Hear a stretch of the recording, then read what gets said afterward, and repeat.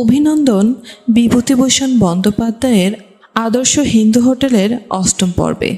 পাঠটি করে শোনাচ্ছি আমি ফারজানা আহমেদ। 15 দিন পরে হাজারি গ্রামে সংসারের খরচপত্র দিতে গেল। বৈকালে হরিবাবুর বাড়ি বেড়াইতে গিয়া দেখিল হরিবাবু বৈঠকখানায় আরও দুটি অপরিচিত ভদ্রলোকের সহিত বসিয়া কথা বলিতেছেন।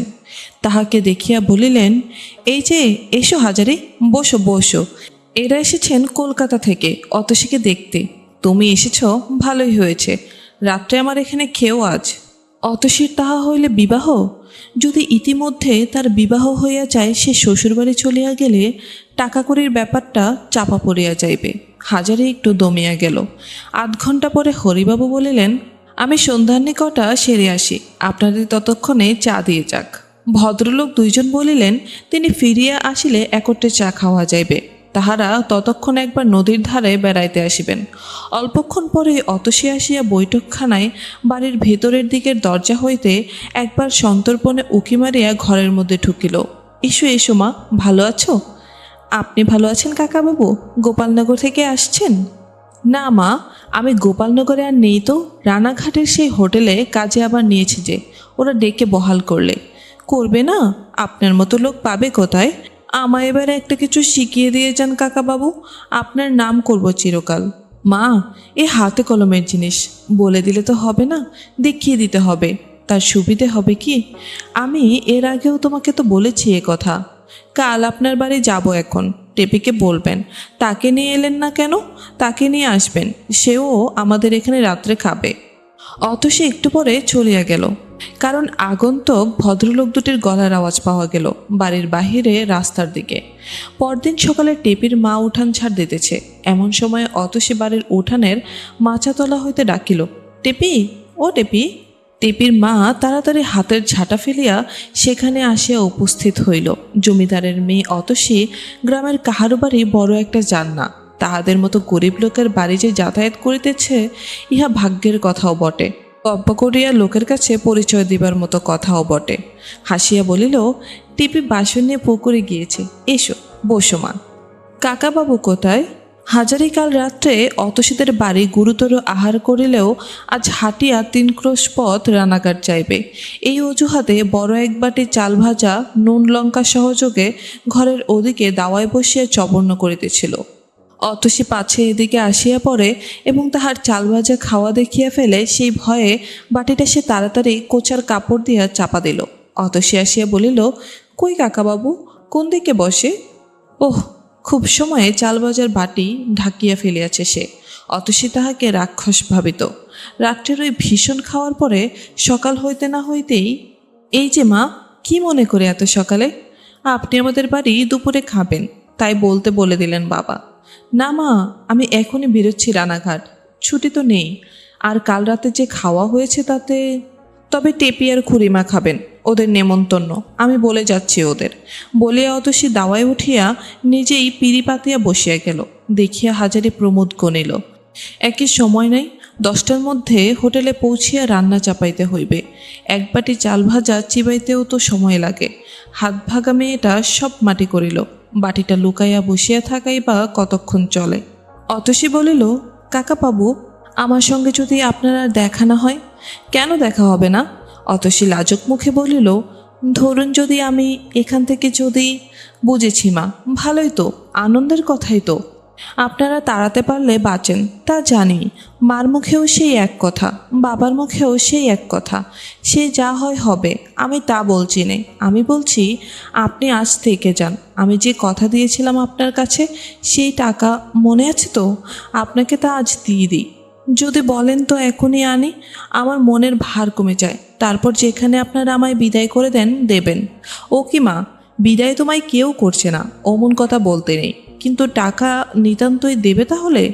যখন বলেছি তখন আপনি কি ভেবেছিলেন কাকাবাবু? আমি মিথ্যা বলছি? তা ভাবিনি। আচ্ছা ধরো, এমন তো হতে পারে আমি হোটেল খুলে লোকসান দিলাম, তখন তোমার টাকা তো শোধ দিতে পারবো না। আমি তো বলেছি, না দিতে পারেন তাই কি, আপনি বসুন, আমি টাকা নিয়ে আসি। 8 ঘণ্টার মধ্যে অতসী ফিরল। সন্তর্পণে আঁচলের গোড়া খুলিয়া তাহাকে 200 টাকার খুচরা নোট গুনিয়া দিতে দিতে বলিল, এই রইল। আমার টাকা ফেরত দিতে হবে না, টেপির বিয়ে দিবেন সে টাকায়। আমি যাই, লুকিয়ে চলে এসেছি, বাবা খুঁজবেন আবার। রানাঘাট চাইতে সারা পথ হাজারি অন্যমনস্কভাবে চলিল। বেশ মেয়ে অতসী, ভগবান ওর ভালো করুক। তাহার মন বলিতেছে ওর হাত দিয়া যে টাকা আসিয়াছে সেই টাকায় ব্যবসা করিলে লোকসান খাইবে না। স্বয়ং লক্ষ্মী যেন তাহার হাতে আসিয়া টাকা গুছিয়া দিয়া গেলেন। হোটেলে পৌঁছিয়া সে দেখিল রান্নাঘরে বংশী ঠাকুর ডাল চাপাইয়া একা বসিয়া। তাহাকে দেখিয়া বলিল, আরে এসো এসো হাজারিদা, বড্ড বেলা করলে যে, বড় ডেকে ভাতটা চাপাও। নেবে নাকি একটু দম দিয়ে? তা নাও না, সাজো গিয়ে, আমি ডাল দেখছি। একটু পরে গাজার কলিকাটি হাজারের হাতে দিয়া বংশী বলিল, একটা বড় কাজে বায়না এসেছে, নেবে? আন্দোলের ঘোষেদের বাড়ির রাস হবে, 7 দিনের ঠিকে কাজ, বাদে বিয়েন, সন্দেশ বিয়েন, রান্না এইসব, 2 টাকা মজুরি দিন, খোরাকি বাদে। হাজারি বলিল, বংশী একটা কথা বলে তোমায়, আমি হোটেল খুলছি রানাঘাটের বাজারে, কাউকে বলো না কথাটা, তোমাকে আসতে হবে আমার হোটেলে। কথাটা ঠিক শুনিয়াছে বলিয়া বংশীর যেন মনে হইল না। সে অবাক হইয়া উহার দিকে চাহিয়া থাকিয়া বলিল, হোটেল খুলবে তুমি? হ্যাঁ, আমি নাকি তোমার বেহাই? বংশী বলিল, কি পাগলের মতো কথা বলছো হাজারিদা, কলকে রাখো আর টান দিও না। রেলবাজারে একটা হোটেল খুলতে কত টাকা লাগে তুমি জানো? কত টাকা লাগে বলে তোমার মনে হয়? 500 টাকার কম নয়। 400তে হয় না? আপাতত চলবে, কিন্তু কি তোমার 400 টাকা? উত্তরে কোচার কাপড়ের গেরো খুলিয়া হাজারে বংশীকে নোটের তারা দেখাইয়া বলিল, এই দেখছো তো 200 টাকা, এতে আছে, জোগাড় করে এনেছি। এখন লাগো গাছকোমর বেঁধে, তোমার অংশ থাকবে যদি প্রাণপণে চালাতে পারো, তোমায় ফাঁকি দেব না।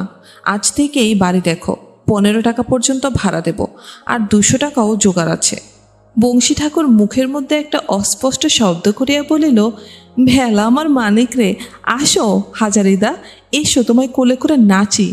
এক অস্ত্রে বেচু চক্কতে বদ, পদ্মদিদি বদ, যদুবার হচ্ছে বদ।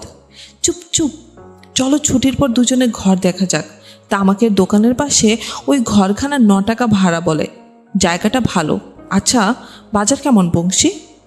বাজার ভালো, নতুন আলু সস্তা হলে আরও সুবিধা হবে। নতুন আলু উঠল বলে, কেবল মাছটা এখন আকড়া।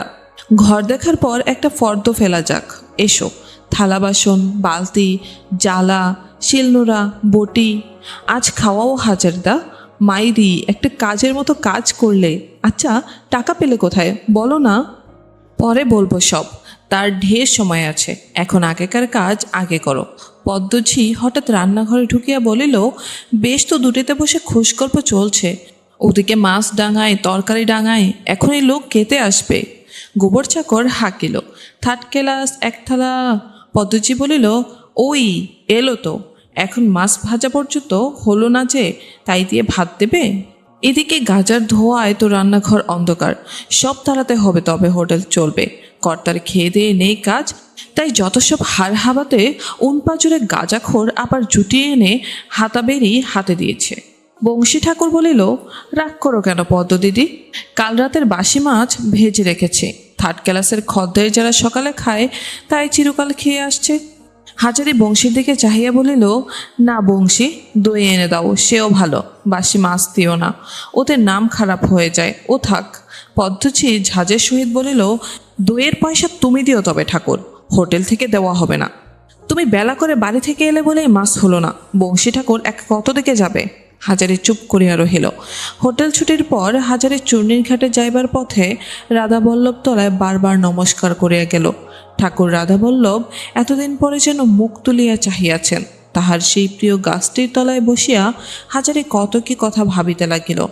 অতসী টাকা দিয়া দিয়াছে, তাহার বাড়ি বইয়া আসিয়া টাকা দিয়া গিয়াছে, হয়তো সে হোটেল খুলিতে দেরি করিত, কিন্তু আর দেরি করা চলিবে না।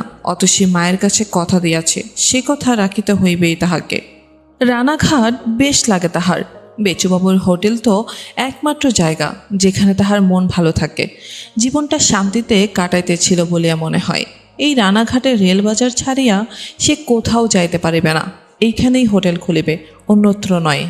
বৈকালের দিকে সে কুসুমের বাড়ি গেল। কুসুম বলিল, আজকে এলেন, আসুন বসুন। হাজারি হাসি মুখে বলিল, একটা জিনিস রাখতে হবে মা। কি? হাজারি প্যাট কৌচর হইতে 200 টাকার নোট বাহির করিয়া বলিল, রেখে দাও। কুসুম অবাক হইয়া বলিল, কোথায় পেলেন? ভগবান দিয়েছেন, হোটেল খুলবার রেস্ত জুটিয়ে দিয়েছেন এতদিন পরে। এই 200 টাকা আর তোমার 200 সামনের মাসে খুলবো ভাবছি। এই টাকা কে দিলে জ্যাঠামশাই বললেন না আমায়? তোমার মতো আরেকটি মা। আমি চিনি নে, আমাদের গায়ের বাবুর মেয়ে অতসী। বলবো সেসব কথা আরেকদিন, আজ বেলা যাচ্ছে। আমি গিয়ে ড্যাক চাপাইকে টাকা রেখে দাও এখন। হোটেলে আসিয়া বংশীকে বলিল, তোমার ভাগ্নেটিকে চিঠি লিখে আনাও বংশী, তাকে গদিতে বসতে হবে। লেখাপড়ার কাজ তো আমায় বা তোমায় দিয়ে হবে না। বংশী বলিল, সে তো বসেই আছে হাজারিদা, একটা কাজ পেলে বেঁচে যায়। আমি আজই লিখছি, আর ঘর আমি দেখে এসেছি। তামাকের দোকানের পাশের ঘরটা ভালো, ওইটাই নাও, লেগে যাও দুগ্গা বলে। দিন 2 পরে একদিন সকালে পদ্মজি বলিল, ও ঠাকুর, শুনে রাখো, আজ কোথাও যেও না, সব ছুটির পরে। আজ ওবেলা সত্যনারায়ণের সিন্নি, খদ্দেরদের ভাত দেবার সময় বলে দিও ওবেলা যেন থাকে, আর তোমরা খেয়ে দিয়ে আমার সঙ্গে বেরোবে সত্যনারায়ণের বাজার করতে। বংশী ঠাকুর হাজারির দিকে চাহিয়া হাসিল, অবশ্য পদ্মজি চলিয়া গেলে। ব্যাপারটা এই, হোটেলের এই যে সত্যনারায়ণের পূজা, ইহাদের একটি ব্যবসা। যাহারা মাসিক হিসেবে হোটেলে খায়, তাহাদের নিকট হইতে পূজার নাম করিয়া চাঁদা বা প্রণামী আদায় হয়। আদায়ী টাকার সব অংশ ব্যয় করা হয় না বলিয়াই হাজারি ও বংশীর ধারণা। অথচ সত্যনারায়ণের প্রসাদের লোভ দেখাইয়া দৈনিক নগদ খরিদ্দার, যাহারা তাহাদের রাত্রে আনিবার চেষ্টা করা হয়। কারণ এমন অনেক নগদ খরিদ্দার আছে, যাহারা একবেলা হোটেলে খায় যায়, দুবেলা আসে না। বংশী ঠাকুর পরিবেশনের সময় প্রত্যেক ঠিকা খরিদ্দারকে মোলায়েম হাসি হাসিয়া বলিতে লাগি, আজ্ঞে বাবু, ওবেলা সত্যনারায়ণ হবে হোটেলে, আসবেন ওবেলা, অবশ্যই করে আসবেন। বাহিরে গদির ধরে বেচুচক্কতিও খরিদ্দারদিগকে ঠিক অমনি বলিতে লাগিল। বংশী ঠাকুর হাজারিকে আড়ালে বলিল, সব ফাঁকির কাজ। এক চিলতে কলার পাতার আগায় 1 হাত করে গুড়গুলা আটা, আর তার উপর 2খানা বাতাসা, হয়ে গেল এর নাম তোমার সত্যনারায়ণের সিন্নি। চামার কোথাকার। সন্ধ্যার সময় পূর্ণভরচাঁদ সত্যনারায়ণের পূজা করিতে আসিলেন। বাসনের ঘরে সত্যনারায়ণের পিঁড়ি পাতা হইয়াছে। হোটেলে 2-4 মিনিয়া ঘড়ি ও কাঁসর পিটাইতেছে। পদ্মঝি ঘন ঘন শাকে ফু পাড়িতেছে, খানিকটা খরিদ্দার আকৃষ্ট করিবার চেষ্টাতেও বটে। স্টেশনে যে চাকর হিন্দু হোটেল বলিয়াছে চায়, তাহাকেও বলিয়া দেওয়া হয়েছে। সে যাত্রীদের প্রত্যেককে বলিতেছে, বাবু আসুন, সিমি পেশাদ হচ্ছেন হোটেলে, খাওয়ার বড্ড জুত আজকে, আসুন বাবু। তাহারা নগদ পয়সার খরিদ্দার, তাহারা ভাবিতেছে অন্য হোটেলেও তো পয়সা দিয়েই খাইবে যখন, তখন সত্যনারায়ণের প্রসাদ ফাও যদি পাওয়া যায়, বেচেচক্কদের হোটেলেই যাওয়া যাক না কেন? যদুবারুজ্যের হোটেলের দৈনিক নগদ খরিদ্দার যাহারা, তাহারাও অনেকে আসিয়া জুটিতেছে এই হোটেলে। এদিকে নগদ খরিদ্দারের জন্য ব্যবস্থা এই যে, তাহাদের সিন্নি খাইতে দেওয়া হইবে ভাতের পাতে, অর্থাৎ টিকিট কিনিয়া ভাত খাইতে ঢুকিলে তবে, নতুবা সিন্নিটুকু খাইয়া লইয়াই যদি খরিদ্দার পালায়। মাসিক খরিদ্দারের জন্য অন্য প্রকার ব্যবস্থা, তাহারা চাঁদা দিয়াছে, বিশেষত তাহাদের খাতির করাও দরকার।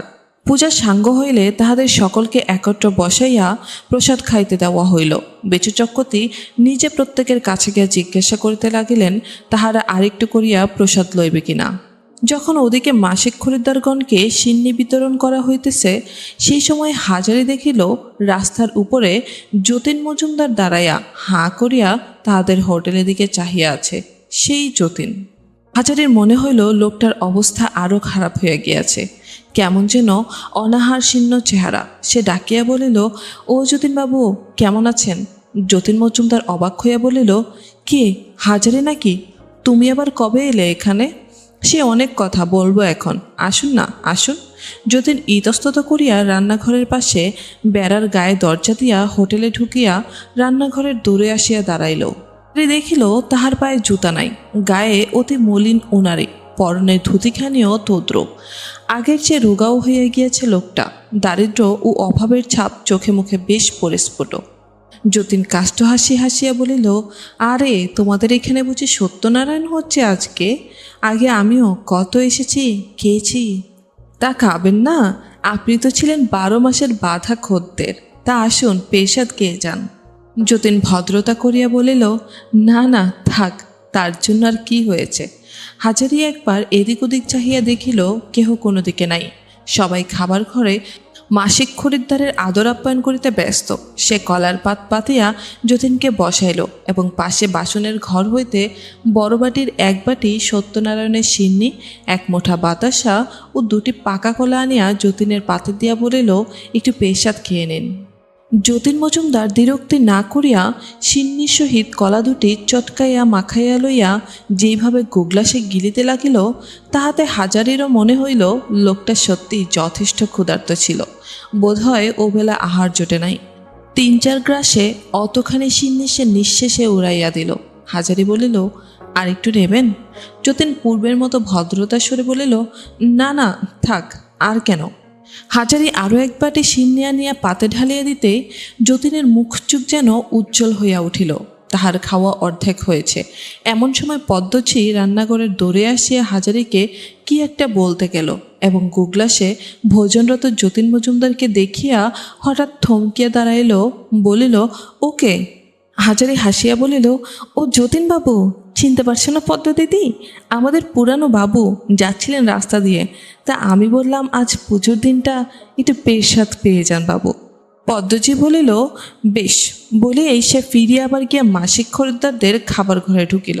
যতীন ততক্ষণ পদ্মজিকে কি একটা কথা বলতে যাইতেছিল, কিন্তু সে কথা বলিবার সুযোগ ঘটিল না তাহার। সে খাওয়া শেষ করিয়া এক ঘটে জল চাহিয়া লইয়া খাইয়া চোরের মতো খিড়কি দরজা দিয়া বাহির হইয়া গেল। অল্পক্ষণ পরেই গোবরা চাকর আসিয়া বলিল, ঠাকুর, কর্তা তোমাকে ডাকছেন। হাজারি বুঝিয়াছিল কর্তা কি জন্য তাকে জরুরি তলব দিয়াছেন। সে গিয়া বুঝিল তাহার অনুমান সত্য, কারণ পদ্মজি মুখ ভার করিয়া গদির ঘরে বেচু চক্রতের সামনে দাঁড়াইয়া। বেচু চক্রতে বললেন, হাজারি, তুমি যতনেটাকে হোটেলে ঢুকাইয়া তাকে বসাইয়া সিন্নি খাওয়াচ্ছিলে? পদ্মজি হাত নাড়িয়া বলিল, আর খাওয়ানো বলে খাওয়ানো, এক এক গামলা সিন্নি দিয়াছে তার পাতে। ইচ্ছে ছিল নুকিয়ে খাওয়াবে। ধর্মের ডাক বাতাসে নড়ে। আমি গিয়ে পড়েছি সেই সময়, বড় ডেক নামানো কিনা তাই দেখতে। আমায় দেখে হাজারে বিনীতভাবে বলিল, সত্যনারায়ণের পেশাদ বলেই বাবু দিয়েছিলাম, আমাদের পুরনো খদ্দের। বেচু চক্রতে দাঁত খেঁচাইয়া বলিলেন, পুরনো খদ্দের? ভারী আমার পুরনো খদ্দের রে। হোটেলের এক মুঠো টাকা ফাঁকি দিয়ে চলে গিয়েছে, ভারী খদ্দের আমার। 4 মাস বিনি পয়সায় খেয়ে গেল, একটি আধলা উপর হাত করলে না। 1 নভেম্বরের জুয়াচার কোথাকার খদ্দের। তুমি কার হুকুমে তাকে হোটেলে ঢুকতে দিলে শুনি? পদ্মজি বলিল, আমি কোনো কথা বললেই তো পদ্ম বড় মন্দ। এই হাজারি ঠাকুর কি কম শয়তান নাকি? বাবু, আপনি জানেন না সব কথা। সব কথা আপনার কানে তুলতেও আমার ইচ্ছে করে না। নুকিয়ে নুকিয়ে হোটেলের অর্ধেক জিনিস ওই ওর ইয়ার বক্সিদের বাড়ি। যতনে ঠাকুর, ওর ইয়ার, বুঝলেন না আপনি? বহাল করে নোক। তখন আমি কেউ নই, কিন্তু হাতে হাতে ধরে দেবার বেলা এই জন্য না হলেও দেখি চলে না। এই দেখুন আবার চুরি চামারি শুরু। যদি না হয় হোটেলে, তবে আমার নাম। বেচু চক্রতে বলিলেন, এটা তোমার নিজের হোটেল নয় যে তুমি হাজারি ঠাকুর এখানে যা খুশি করবে। নিজের মতো এখানে খাটালে চলবে না যেন। তোমার 8 আনা জরিমানা হলো। হাজারি বলিল, বেশ বাবু, আপনার বিচারে যদি তাই হয় করুন জরিমানা। তবে যতীনবাবু আমার ইয়ারও নয় বা সেসব কিছুই নয়। এই হোটেলে ওর সঙ্গে আমার আলাপ। ওকে দেখিনি কতদিন। পদ্মদিদি অনেক অন্যায্য কথা লাগায় আপনার কাছে। আমি আসছে মাস থেকে আর এখানে চাকরি করব না। পদ্মজি এই কথার অনর্থ বাধাইল। হাত পা নাড়িয়া চিৎকার করিয়া বলিল, লাগায় লাগায় তোমার নামে? তুমি যে বড় লাগাবার যোগ্যী লোক, তাই পদ্ম লাগিয়ে লাগিয়ে বেড়াচ্ছে তোমার নামে। যত বড় মুখ নয় তত বড় কথা। তোমার মতো লোককে পদ্ম গ্যারাজ্যের মধ্যে আনে না, তা তুমি ভালো করে বুঝো ঠাকুর। যাও না, তুমি আজই চলে যাও। সামনের মাসে কেন? মাইনেপত্র চুকিয়ে আজই বিদায় হও না। তোমার মতো ঠাকুর রেলবাজারে গন্ডায় গন্ডায় মিলবে। বেচু চক্রতে বলিলেন, চুপ চুপ পদ্মজি, চুপ করো। খদ্দের পত্র আসছে যাচ্ছে, এ কথা এখন থাক, পরে হবে। আচ্ছা তুমি যাও এখন হাজারি ঠাকুর। অনেক রাতে হোটেলের কাজ মিটিল। শুইবার সময় হাজারি বংশীকে বলিল, দেখলে তো কী রকম অপমানটা আমার করলে পদ্ম দিদি। তুমিও ছাড়ো, চলো দুজনে বেরিয়ে যাই। দেখো একটা কথা বংশী, এই হোটেলের ওপর কেমন একটা মায়া পড়ে গিয়েছিল। মুখে বলি বটে যাই যাই, কিন্তু যেতে মন সরে না। কতকাল ধরে তুমি আর আমি এখানে আছি ভেবে দেখো তো। এ যেন আপনার ঘর বাড়ি হয়ে গিয়েছে, তাই না? কিন্তু এরা বিশেষ করে পদ্ধতিতে এখানে টিকিতে দিল না। এবার সত্যিই যাব। বংশী বলিল, প্রতিনকে তুমি ডেকে নিলে না ও আপনি এসেছিল? আমি ডেকেছিলাম, ওর অবস্থা খারাপ হয়ে গিয়েছে, আজকাল খেতেই পায় না, তাই ডাকলাম।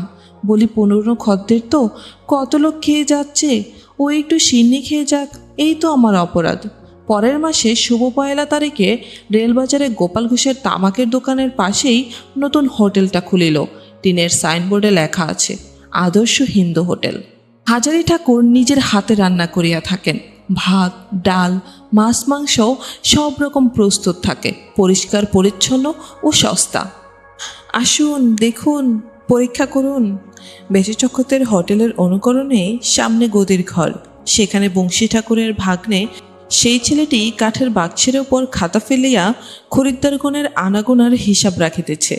ভিতরে রান্না করিতেছে বংশী ও হাজারি। বেচচক্ষতের হোটেলের মতোই 3টি শ্রেণী করা হইয়াছে, সেই রকম টিকিট কিনিয়া ঢুকিতে হয়। তা নিতান্ত মন্দ নয়। খুলিবার দিন দুপুরের খরিদ্দার হইল ভালোই। বংশী খাইবার ঘরে ভাত দিয়ে আসিয়া ফিরিয়া গিয়ে হাজারিকে বলিল, 3rd ক্লাস 30খানা। প্রথম দিনের পক্ষে যথেষ্ট হয়েছে, ওবেলা মাংস লাগিয়ে দাও। বহুদিনের বাসনা ঠাকুর রাধাবল্লভ পূর্ণ করিয়াছেন। হাজারি এখন হোটেলের মালিক, বেচচক্ষতের সমান্তরের লোক সে আজ। অত্যন্ত ইচ্ছা হইল যত জানাশোনা পরিচিত লোক সে সেখানে আছে সকলেই কথাটা বলিয়া বেড়ায়। মনের আনন্দ চাপিতে না পারিয়া বৈকালে কুসুমের বাড়ি গিয়া হাজির হইল। কুসুম বলিল, কেমন চলল হোটেল জ্যাঠামশাই? বেশ খদ্দের পাচ্ছি। আমার বড্ড ইচ্ছে তুমি একবার এসে দেখে যাও, তুমি তো অংশীদার। যাব এখন, কাল সকালে যাবে। আপনার মনিব কি বললে? রেগে কাই, ও মাসের মাইনে দেয়নি। না দিগ্গি, সত্যি বলছি কুসুম্মা, আমার বয়সে কে বলে 48 হয়েছে। আমার যেন মনে হচ্ছে আমার বয়স 15 কমে গিয়েছে। হাতে পায়ে বল এসেছে কত। তুমি আর আমার অতসী মা, তোমরা 8 জন্মে আমার কি ছিলে জানিনি। তোমাদের কুসুম বাধা দিয়ে বলিল, আবার ওইসব কথা বলছেন জ্যাঠামশাই? আমার টাকা দিয়েছি সুদ পাবো বলে, এ তো ব্যবসা টাকা ফেলা। টাকা কি তরঙ্গের মধ্যে থেকে আমার স্বগকে পিদিম দিত? বলিনি আপনাকে? তবে হ্যাঁ, আমাদের বাবুর মেয়ের কথা যা বললেন সে দিয়েছে বটে, কোনো খাই না করে। তার কথা 1000বার বলতে পারেন। তার বিয়ের কি হলো? সামনের সোমবার বিয়ে, চিঠি পেয়েছি, যাচ্ছি ওদিন সকালে। আমার কাকার সঙ্গে যদি দেখা হয় তবে এসব টাকা কড়ির কথা যেন বলবেন না সেখানে। তোমাকে শিখিয়ে দিতে হবে না মা, যতবার দেখা হয়েছে তোমার নামটি পর্যন্ত কখনো সেখানে গুণাক্ষরে করিনি। আমারও বাড়ি এরশোলা, আমায় তোমার কিছু শেখাতে হবে না। কথা মতো পরদিন সকালে কুসুম হোটেল দেখতে গেল। সে দুধ দই লইয়া অনেক বেলা পর্যন্ত পাড়ায় পাড়ায় বেড়ায়। তাহার পক্ষে ইহা আশ্চর্যের কথা কিছুই নহে। হাজারি তাহাকে রান্নাঘরে যত্ন করিয়া বসাইতে গেল, কিন্তু সে দূরের কাছে দাঁড়াইয়া রহিল। বলিল, আমি গুরু ঠাকুরন কিছু আসিনি যে আসন পেতে যত্ন করে বসাতে হবে। হাজারি বলিল, তোমারও তো হোটেল কুসুমা, তুমি এর অংশীদার বটে, মহাজনও বটে। নিজের জিনিস ভালো করে দেখে শোনো, কি হচ্ছে না হচ্ছে তদারক করো, এতে লজ্জা কি? বংশী, চিনে রাখো এ একজন অংশীদার। এই কথায় কুসুম খুব খুশি হইল। মুখে তাহার আহ্লাদের চিহ্ন ফুটিয়া উঠিল। এমন একটা হোটেলে সে অংশীদার ও মহাজন, এ একটা নতুন জিনিস তাহার জীবনে। এভাবে ব্যাপারটা বোধহয় ভাবিয়া দেখে নাই। হাজারি বলিল, আজ মাছ রান্না হয়েছে, বেশ পাকা রুই। তুমি একটু বসো মা, মুড়োটা নিয়ে যাও। না না জ্যাঠামশাই, ওসব আপনাকে বারণ করে দিয়েছি না। সকলের মুখ বঞ্চিত করে আমি মাছের মুড়ো খাবো? বেশ মজার কথা। আমি তোমার বুড়ো বাবা, তোমাকে খাইয়ে আমার যদি তৃপ্তি হয়, কেন খাবে না, বুঝিয়ে দাও। হোটেলের চাকরও হাঁকিল, 3rd ক্লাস 3 থালা। হাজারি বলিল, খদ্দের আসছে, বসো মা একটু, আমি আসছি। বংশী, ভাত বেড়ে ফেলো। আসিবার সময় কুসুম সলজ্জ সংকোচের সহিত হাজারিকে দেওয়া 1 কাশি মাছ তরকারি লইয়া আসিল। 1 বছর কাটিয়া গিয়াছে। হাজারি এরশোলা হইতে গরুর গাড়িতে রানাঘাট ফিরিতেছে, সঙ্গে টেপির মা, টেপি ও ছেলে মেয়ে। তাহার হোটেলের কাজ আজকাল খুব বাড়িয়া গিয়াছে। রানাঘাটে বাসা না করিলে আর চলে না। টেপির মা বলিল, আর কত দূর আছে গো? ওই তো সেগুন বাগান দেখা দিয়েছে, এইবার পৌঁছে যাব। টেপি বলিল, বাবা, সেখানে নাইব কোথায়? পুকুর আছে না গাং? গাং আছে, বাসায় টিউব কল আছে। টেপির মা বলিল, তাহলে জল টানতে হবে না পুকুর থেকে, বেঁচে যাই। ইহারা কখনো শহরে আসে নাই। টেপির মার বাপের বাড়ি এরশোলার 2 ক্রোশ উত্তরে মনিরামপুর গ্রামে। জন্ম সেখানে, বিবাহ এরাশোলায়। শহর দেখিবার একবার সুযোগ হয়েছিল অনেক দিন আগে। অগ্রহায়ণ মাসে গ্রামের মেয়ের সঙ্গে একবার নবদ্বীপে রাস দেখিতে গিয়াছিল। হোটেলের কাছেই একখানা একতলা বাড়ি পূর্ব হইতে ঠিক করা ছিল। টেপির মা বাড়ি দেখিয়া খুব খুশি হইল। চিরকাল ঘরের ঘরে বাস করিয়া অভ্যাস, কোঠা ঘরে বাস এই প্রথম তার। কখানা ঘর গে, রান্নাঘর কোন দিকে? কয় তোমার সেই টিউবওয়েল দেখি, জল বেশো তো? ওরে টেপি, গাড়ির কাপড়গুলো আলাদা করে রেখে দে এক পাশে। ওসব নিয়ে চিষ্টি ছুঁয়া নেপা করো না যেন। বস্তার মধ্যে থেকে একটা ঘটি আগে বের করে দাও না গো, এক ঘটি জল আগে তুলে নিয়ে আসি। একটু পরে কুসুম আসিয়া ঢুকিয়া বলিল, ও জেঠিমা এলেন সবে? বাসা পছন্দ হয়েছে তো? টেপির মা কুসুমকে চেনে, গ্রামে তাহাকে কুমারী অবস্থা হইতে দেখিয়াছে। বলিল, এসো মা কুসুম, এসো এসো, ভালো আছো তো? এসো এসো, কল্যাণ হোক। হোটেলের চাকর রাখাল এই সময় আসিল। তাহার পিছনে মুঠের মাথায় 1 বস্তা পাথুরে কয়লা। হাজারিকে বলিল, কয়লা কোন দিকে নামাবো বাবু? হাজারি বলিল, কয়লা আনলি কেন রে? তোকে যে বলে দিলাম কাঠ আনতে, এই কয়লা আঁচ দিতে জানে না। কুসুম বলিল, কয়লার উনুন আছে, আমি আঁচ দিয়ে দিচ্ছি। আর শিখে নিতে তো হবেই জেঠিমাকে, কয়লা সস্তা পড়বে কাঠের চেয়ে এই শহর বাজার জায়গায়। আমি একদিনে শিখিয়ে দিব জেঠিমাকে। রাখাল কয়লা নামাইয়া বলিল, বাবু আর কি করতে হবে এখন? হাজারি বলিল, তুই এখন যাসনি, জল টলগুলো তুলে দিয়ে জিনিসপত্র গুছিয়ে রেখে তবে যাবি। হোটেলের বাজার এসেছে? এসেছে বাবু। তা থেকে এবেলার মাছ তরকারি 4-5 জনের মতো নিয়ে আয়, ও বেলা আলাদা বাজার করলেই হবে। আগে জল তুলে দিয়ে দেখি। টেপির মা বলিল, ও কে গো? ও আমাদের হোটেলের চাকর, বাসার কাজও করবে, বলে দিয়েছি।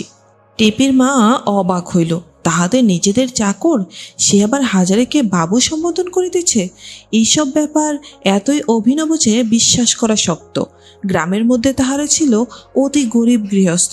বিবাহ হইয়া পর্যন্ত বাসন মাজা, জল তোলা, খাড় কাচা, এমনকি ধান ভানা পর্যন্ত সর্বরকম গৃহকর্মই সে একা করিয়া আসিয়াছে। মাস 4 হইল 2টি সচ্ছল অন্যের মুখ সে দেখিয়া আসিতেছে, নতুবা আগে আগে পেট ভরিয়া 2টি ভাত খেতে পাওয়াও সবসময় ঘটিত না। আর আজ এ কি ঐশ্বর্য দ্বার হঠাৎ তার সম্মুখে উন্মুক্ত হইয়া গেল। কোঠাবাড়ি, চাকর, কলের জল, এইসব স্বপ্ন না সত্য? রাখাল আসিয়া বলিল, দেখুন তো মা, এই মাছ তরকারিতে হবে না আরও অন্য কিছু আনবো? বড় বড় পোনা মাছের দাগা 10-12 খানা। টেপির মা খুশি সহিত বলিল, না বাবা, আর আনতে হবে না, রাখো ওখানে। ওগুলো কুটে দেই মা। মাছ কুটিয়াও দিতে চায় যে, এইসব ভাগ্যও তাহার অদৃশ্যে ছিল। হাজারি বলিল, আগে জল তুলে দে, তারপর কুটবি, এখন আগে সব নিয়ে নি। কুসুম কয়লার উনুনে আঁচ দিয়ে আসিয়া বলিল, জেঠিমা আপনিও নিয়ে নিন, ততক্ষণে আঁচ ধরে যাক। বেলা প্রায় 11টা বাজে, রান্না চড়িয়ে দেবার আর দেরি করবার দরকার কি? আমি এবার যাই। টেপির মা বলিল, তুমি এখানে এই বেলা খাবে কুসুম? কুসুম ব্যস্তভাবে বলিল, না না, আপনারা এলেন তেতে পড়ে এই দুপুরের সময়, এখন কোনো রকমে 2টো ঝোল ভাত রেঁধে আপনারা এবেলা খেয়ে নিন, তার মধ্যে আবার আমার খাওয়ার হাঙ্গামায়। কিছু হাঙ্গামা হবে না মা, তুমি না খেয়ে যেতে পারবে না। ভালো বেগুন এনেছি গা থেকে, তোমাদের শহরে তেমন বেগুন মিলবে না। বেগুন পোড়াবো এখন, বাপের বাড়ির বেগুন খেয়ে যাও আজ, কাল শুটকে যাবে। হাজারি ম্লান সরিয়া বলিল, আমি একবার হোটেলে চললাম, তোমরা রান্না চাপাও, আমি দেখে আসি। আধ ঘন্টা পরে হাজারি ফিরিয়া দেখিল, টেপি ও টেপির মা দুজনে উনুনে পরিতাত্রী ফু পড়িতেছে। আজ নামিয়া গিয়াছে, তখনও মাছের ঝোল বাকি। টেপির মা বিপন্ন মুখে বলিল, ও গো, এ আবার কি হলো? উনুন যে নিবে আসছে, কি করি এখন? কুসুম বাড়িতে স্নান করিতে গিয়াছে, রাখাল গিয়াছে হোটেলে, কারণ এই সময়টা সেখানে খরিদ্দারদের ভিড় অত্যন্ত। এবেলা অন্তত 100 জন খায়। বেচু চক্কতি ও যদুবরজ্যের হোটেলে কানা হইয়া পড়িয়াছে। হাজারে নিজের হাতে রান্না করে, তাহার রান্নার গুণে রেলবাজারে যত খরিদ্দার সব ঝুঁকিয়াছে তাহার হোটেলে। 3 জন ঠাকুর ও 4 জন চাকরে হিমশিম খাইয়া যায়। ইহারা কেহই কয়লার উনুনে আঁচ দেওয়ার দূরের কথা, কয়লার উনুনে দেখে নাই। আজ কমিয়া যাইতে বিষম বিপদে পড়িয়া গিয়াছে। ইহাদের অবস্থা দেখিয়া হাজারের হাসি পাইল, বলিল, শেখো, পাড়া গিয়ে ভূত হয়ে কতকাল থাকবে, সরদিকি। ওর উপর আর 4টে কয়লা দিতে হয়, এই দেখিয়ে দিই। টেপির মা বলিল, আর তুমি বড্ড শহুরে মানুষ, তবু যদি এরোশোলা বাড়ি না হতো। আমি আমি আজ 7 বছরে রানাঘাটের রেল বাজারে আছি, আমাকে পাড়া গিয়ে বলবে কে? ও কথা তুলে রাখো গিয়ে চিকে। টেপি বলিল, বাবা, এখানে টোকি আছে, তুমি দেখেছ? হাজারে 20 হাত জলে পড়িয়া গেল। টোকি বায়োস্কোপ এখানে আছে বটে, কিন্তু বায়োস্কোপ দেখার শখ কখনো তাহার হয় নাই। কিন্তু টেপি আধুনিকা, এরশালায় থাকলে কি হয়? বাংলার কোন পাড়াগায়ে আধুনিকতার ঢেউ যায় নাই, বিশেষত অতসী তার বন্ধু। অতসীর কাছে অনেক জিনিস সে শুনিয়াছে বা শিখিয়াছে, যাহা তাহার বাবা জানেও না। টেপির মা বলিল, টোকি কি গা? হাজারে আধুনিক হইবার চেষ্টায় গম্ভীরভাবে বলিল, ছবিতে কথা কয়, এই দেখেছি অনেকবার, দেখব না আর কেন? বলিয়া তাচ্ছিল্যের ভাবে সবটা উড়াইয়া দিবার চেষ্টা করিতে গেল। কিন্তু টেপি পরক্ষণে জিজ্ঞাসা করিল, কি পালা দেখেছিলে বাবা? পালা? তা কি আর মনে আছে? লক্ষণের শক্তিশাল বোধ হয়। হ্যাঁ, লক্ষণের শক্তিশাল। মনের মধ্যে বহু কষ্টে হাত বাড়াইয়া ছেলেবেলায় দেখা এক যাত্রাপালার নামটা হাজারি করিয়া দিল। টেপি বলিল, লপের শক্তিশাল আবার কি পালার নাম? ওর নাম তো টোকি। পালার থাকে না, তাদের নাম আমি শুনেছি অতসীদির কাছে। সে তো তুই আর অতসী দিদি ভারী সব জিনিস জানিস আর কি। যা সর দেখি ওই কয়লার ছুরিটা। ও মামা বাবু, খাওয়া দাওয়া হলো? বলিয়া বংশীর ভাগ্নে সেই সুন্দর ছেলেটি বাড়ির মধ্যে ঢুকিতেই টেপির মা পাড়া গিয়ে বউ তাড়াতাড়ি মাথায় ঘুমটা টানিয়া দিতে গেল। টেপি কিন্তু নবাগত লোকটির দিকে কৌতূহলের দৃষ্টিতে চাহিয়া রইল। হাজারি বলিল, এসো বাবা এসো, ঘুমটা দিচ্ছ কাকে দেখে? ও হলো বংশীর ভাগ্নে, আমার হোটেলে খাতাপত্র রাখে, ছেলে মানুষ, ওকে দেখে আবার ঘুমটা। বংশীর ভাগ্নে আসিয়া টেপির মার পায়ের ধুলা লইয়া প্রণাম করিল। হাজারি মেয়েকে বলিল, তোর নরেন দাদাকে প্রণাম কর টেপি, এইটি আমার মেয়ে বাবা নরেন। ও বেশ লেখাপড়া জানে, সেলাইয়ের কাজ টাজ ভালো শিখেছে, আমাদের গায়ের বাবুর মেয়ের কাছে। টেপির হঠাৎ কেমন লজ্জা করিতে লাগিল। ছেলেটি দেখিতে যেমন, এমন চেহারার ছেলে সে কখনো দেখে নাই। কেবল ইহার সঙ্গে খানিকটা তুলনা করা যায় অতসী দিদির বরের, অনেকটা মুখের আদল যেন সেই রকম। বংশীর ভাগ্নেও তার স্বচ্ছন্দ হৃদ্যতার ভাব হারাইয়া ফেলিয়াছে। চোখ তুলিয়া ভালো করিয়া চাওয়া যেন একটু কষ্টকর হইয়া উঠিতেছে। টেপির দিকে তো তেমন চাহিতেই পারিল না। হাজারি বলিল, মুর্শিদাবাদের গাড়ি থেকে কজন নামলো আজ? নেমেছিল জন 10, তার মধ্যে 3 জনকে বেচু চকতের চাকর একরকম হাত ধরে জোর করে টেনে নিয়ে গেল, বাকি 7 জন আমরা পেয়েছি। আর বনগাঁ ট্রেন থেকে এসেছিল 5 জন। স্টেশনে গিয়েছিল কে? ব্রজ ছিল, রাখালও ছিল বনগাঁর গাড়ির সময়। ব্রজ বললে বেচু চকতের চাকরের সঙ্গে খদ্দের নিয়ে তার হাতাহাতি হয়ে যেত আজ। না না, দরকার নেই বাবা ওসব, হাজার হোক আমার পুরানো মনিব, ওদের খেয়ে এতকাল মানুষ, হোটেলের কাজ শিখেছে ও ওদের কাছে। শুধু রাত্রে জানলে তো হোটেল চালানো যায় না বাবা, এ একটা ব্যবসা। কি করে হাট বাজার করতে হয়, কি করে খদ্দের তুষ্ট করতে হয়, কি করে জিনিসপত্র রাখতে হয়, এও তো জানতে হবে। আমি 2 বছর ওদের ওখান থেকে কেবল দেখতাম ওরা কি করে চালাচ্ছে, দেখে দেখে শেখা, এখন সব পারি। বংশের ভাগ্নে বলে, আচ্ছা মামিমা, খাওয়া দাওয়া করুন, আমি আসবো এখন ও বেলা। হাজারি বলিল, তুমি কাল দুপুরে হোটেলে খেও না, বাসাতে খাবে এখানে, বুঝলে? বংশীর ভাগ্নে চলিয়া গেলে টেপির অনুপস্থিতিতে হাজারি বলিল, কেমন ছেলেটি দেখলে? বেশ ভালো, চমৎকার দেখতে। ওর সঙ্গে টেপির বেশ মানায় না? চমৎকার মানায়, তা কি আর হবে? আমাদের অদৃষ্টিকে ওমন ছেলে জুটবে? জুটবে না কেন? জুটে আছে, ওকে আনিয়ে রেখেছি হোটেলে তবে কি জন্যে? তোমাদের রানাঘাটের বাসায় আনলাম তবে কি জন্যে? টেপিকে যেন এখন কিছু, বোঝো তো? কাল ওকে একটু যত্নতে করো, আমার অনেক দিনের ইচ্ছে ওর সঙ্গে টেপির। তা এখন অনেকটা ভরসা পাচ্ছে। ওর বাপের অবস্থা বেশ ভালো, ছেলেটাও ম্যাট্রিক পাস, বিয়ে দিয়ে হোটেলেই বসিয়ে দেব, থাক আমার অংশীদার হয়ে, কাজ শিখে নিক। টেপিও কাছেই রইল আমাদের, বুঝলে না? অনেক মতলব আছে। টেপির মা বোকাশোকা মানুষ। অবাক হইয়া স্বামীর মুখের দিকে চাহিয়া তাহার কথা শুনিতে লাগিল। সন্ধ্যার পরে খবর আসিল, স্টেশনে বেচু চক্কতের হোটেলের লোকের সঙ্গে হাজারির চাকরের খরিদ্দার লইয়া মারামারি হইয়া গিয়াছে। হাজারির চাকর নাথনি বলিল, বাবু, ওদের হোটেলের চাকর খদ্দেরদের হাত ধরে টানাটানি করে। আমাদের খদ্দের আমাদের হোটেলে আসছে, তার হাত ধরে টানবে আর আমাদের হোটেলে নিন্দে করবে, তাই আমার ওর সঙ্গে হাতাহাতি হয়ে গিয়েছে। খদ্দের কোথায় গেল? খদ্দের এসেছে আমাদের এখানে। ওদের হোটেলের লোকেদের আমাদের উপর আঁচ আছে, আমরাই সব খদ্দের পাই, ওরা পায় না। এই নিয়ে ঝগড়া বাবু।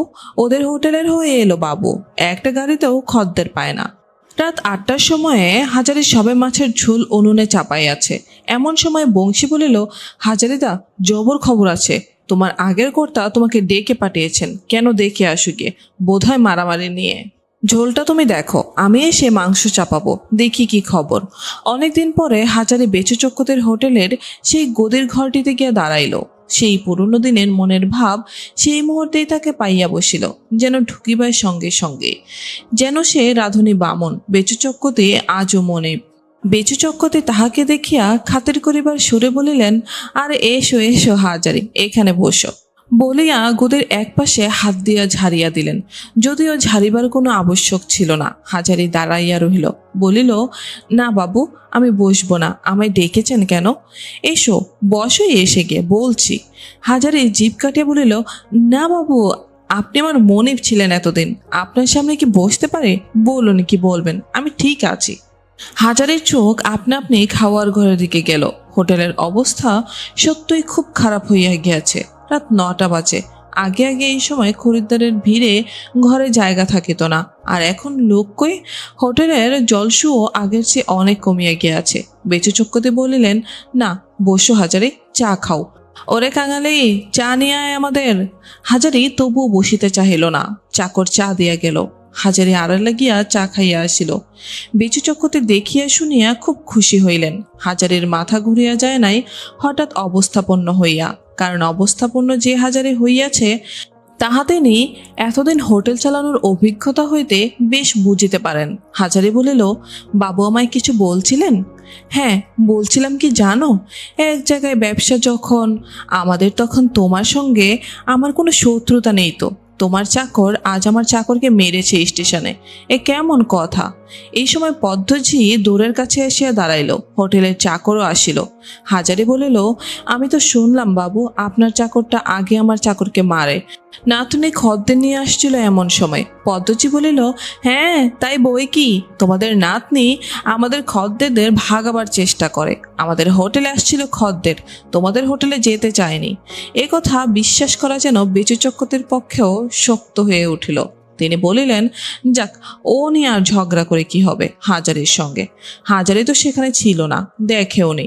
তবে তোমায় বললাম হাজারি, যাতে আর এমন না হয়। হাজারি বলল, বাবু, বেশ, আমি রাজি আছি। আপনার হোটেলের সঙ্গে আমার কোনো বিবাদ করলে চলবে না। আপনি আমার পুরনো মনিব। আসুন, আমরা গাড়ি ভাগ করে নিই। আপনি যে গাড়ির সময় স্টেশনে চাকর পাঠাবেন, আমার হোটেলের চাকর সে সময় যাবে না। বেচু চক্কতে বিস্মিত হইলেন। ব্যবসা জিনিসটাই রেশারেশির উপর, আড়াআড়ির উপর চলে তিনি বেশ ভালোই জানে। মাথার চুল পাকাইয়া ফেলিলেন তিনি ব্যবসা করিয়া। এ স্থলে হাজারের প্রস্তাব যে কতদূর উদার তাহা বুঝিতে বেচুর বিলম্ব হইল না। তিনি আমতা আমতা করিয়া বলিলেন, না, তা কেন? স্টেশন তো আমার একলার নয়। না বাবু, এখন থেকে তাই রইল। মুর্শিদাবাদ আর বনগাঁর গাড়ির মধ্যে আপনি কি নেবেন বলুন? মুর্শিদাবাদ চান না বনগাঁও চান? আমি সেই সময় চাকর পাঠাবো না স্টেশনে। পদ্মজি দূর হইতে সরিয়া গেল। বেচু চক্কতে বলিল, তা তুমি যেমন বলো। মুর্শিদাবাদ খানাই তবে রাখো আমার। তা আরেকটু চা খেয়ে যাবে না? আচ্ছা, এইসো তবে। হাজারি মনিবকে প্রণাম করিয়া চলিয়া আসিল।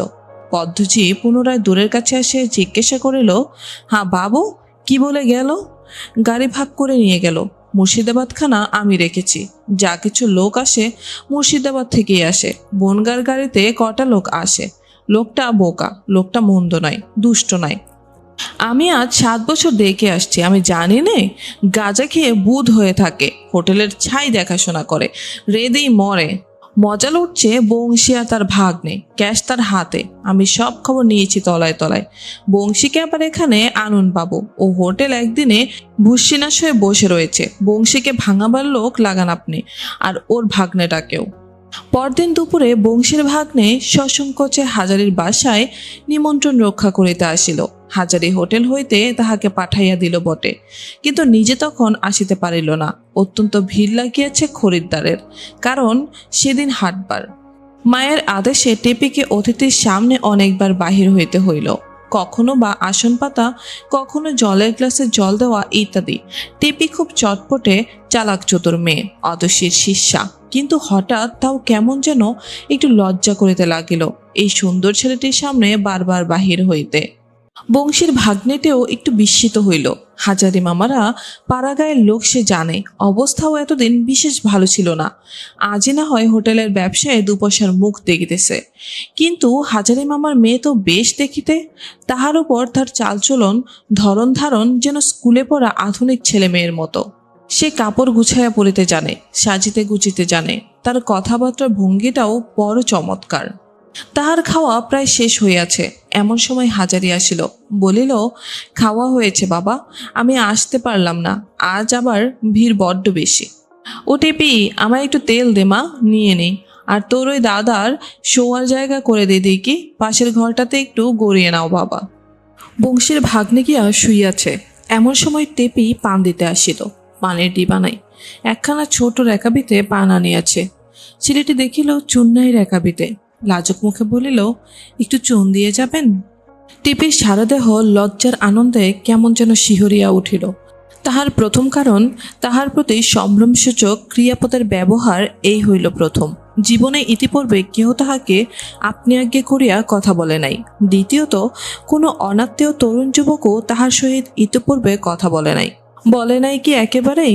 গায়ের রামুদা, গোপালদা, জহরদা ইহারাও তো তাহার সঙ্গে কথা বলিত, কিন্তু তাহাতে এমন আনন্দ তাহার কখনো হয় নাই তো কোনো দিন। চুন আনিয়া রেখাবিতে রাখিয়া বলিল, এতে হবে? খুব হবে, থাক ওখানে। এক গ্লাস জল দিয়ে যাবেন? টিপির বেশ লাগিল ছেলেটিকে। কথাবার্তার ধরন যেমন ভালো, গলার সুরটিও তেমনই মিষ্টি। যখন জলের গ্লাস আনিল, তখন ইচ্ছা হইতেছিল ছেলেটিকে তাহার সঙ্গে আরেকবার কিছু বলে, কিন্তু ছেলেটি এবার আর কিছু বলল না। টেপি জলের গ্লাস নামাইয়া রাখিয়া চলিয়া গেল। বেলা যখন প্রায় 5টা, বৈকালে অনেক দূর গড়িয়া গিয়াছে। টেপি তখন একবার উঁকি মারিয়া দেখিল ছেলেটি অঘরে ঘুমাইতেছে। হঠাৎ টেপির কেমন একটা অহেতুক স্নেহ আসিল ছেলেটির প্রতি। আহা, হোটেলে কত রাত পর্যন্ত জাগে, ভালো ঘুম হয় না রাত্রে।